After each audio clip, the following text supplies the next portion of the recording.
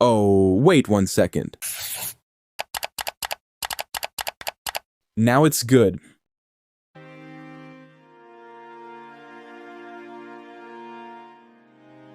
This week, Donald Trump welcomed Benjamin Netanyahu to the White House. But right at the beginning of their meeting, something caught my eye. Do you notice anything strange here?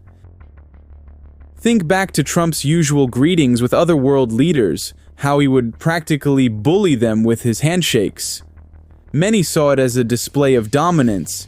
He did it to Putin, Macron, and many other presidents. Now watch this clip again. Thank you. Benjamin, thank you very much. Thank you, Mr. President. Thank you, Donald. Thank you. In this video, it's Netanyahu who pulls Trump in. So what does that signal? Dominance. Is Trump weaker than Netanyahu?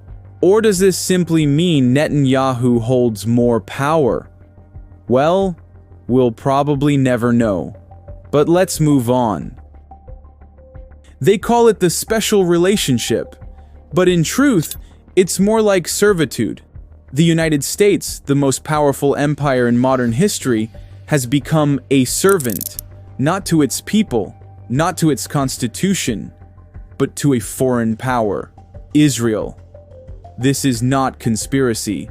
This is fact, backed by money, by policy, and by silence. Let's break it down.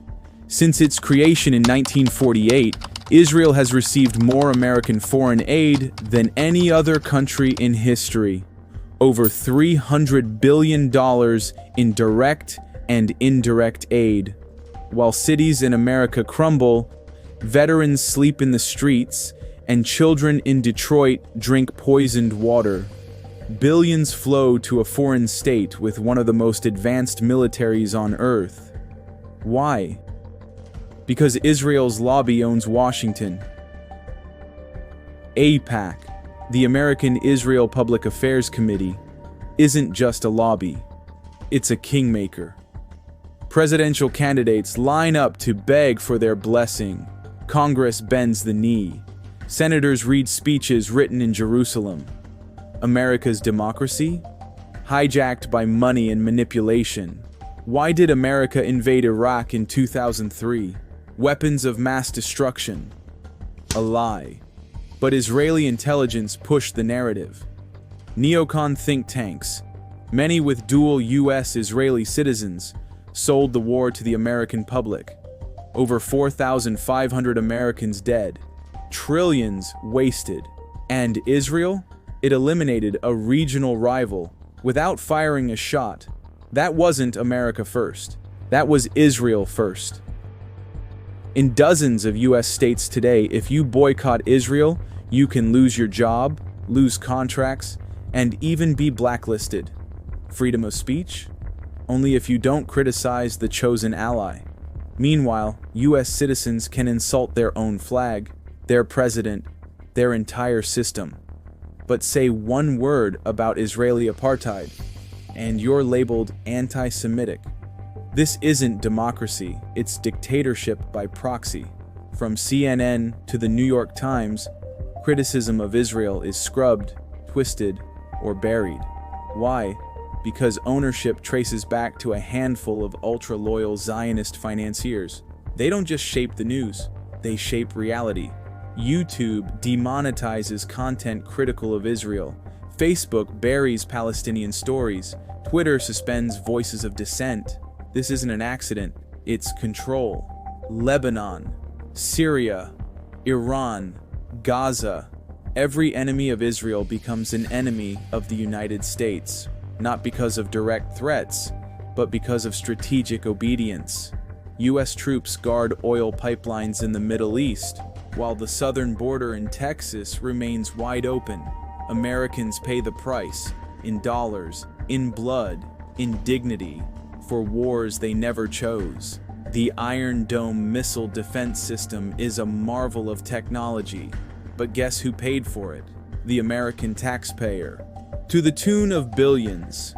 And when Gaza is flattened by airstrikes, funded, fueled, and approved with US support, the world blames America, not because it's guilty by association, but because it's guilty by financing.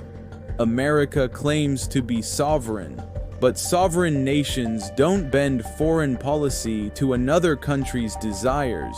Sovereign nations don't criminalize criticism of another flag. Sovereign nations don't sacrifice their own people for another nation's ambition.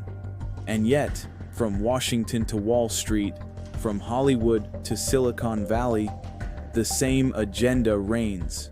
It's not about Judaism, it's not about religion, it's about power.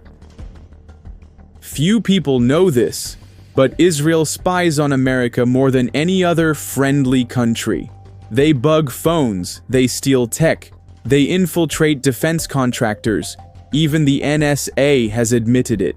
And yet, no sanctions, no arrests, just quiet deals under the table.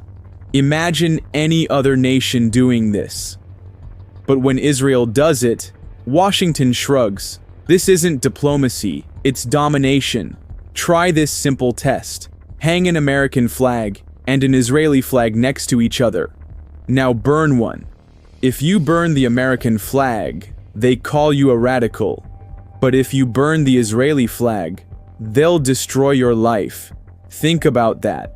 No other nation on earth has used its own trauma as a weapon of power like Israel.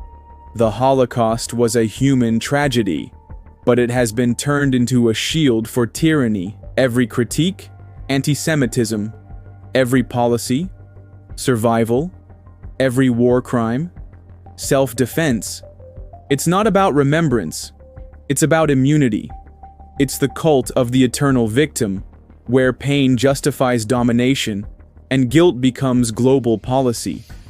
This is not hate. This is not bigotry. This is reality. Until America breaks free from this unspoken domination, it will never be free. Not truly.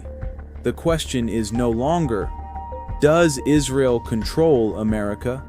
The real question is, when did America stop serving its people? Because today, it doesn't look like the United States of America, it looks like the United Slaves of Israel.